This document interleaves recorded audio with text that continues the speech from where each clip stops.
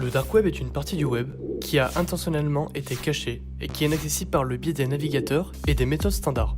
Indétectable par les moteurs de recherche, il jouit d'un anonymat entièrement maîtrisé. Aujourd'hui, le dark web a considérablement évolué. Celui-ci est encore plus accessible, plus décentralisé et plus difficile à censurer. Le fondement principal du dark web repose sur un principe, l'anonymat.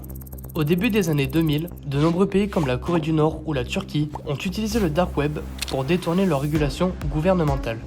Les géants du dark web ayant émergé dans ces années-là ont aujourd'hui pris la relève des anciens GAFAM, Natu et BATX. Maze, Silence ou encore Sodinocobi ont amené des alternatives crédibles à Google, Airbnb ou Netflix. Le dark web est devenu bien plus qu'un simple espace d'échange, un symbole de liberté universelle où l'art et l'expression n'ont plus aucune restriction. Mais alors, quelle est la part des gouvernements dans cette technologie utilisée par des milliards de personnes ? Il est probable que celle-ci soit utilisée par des régimes totalitaires ou des services de renseignement.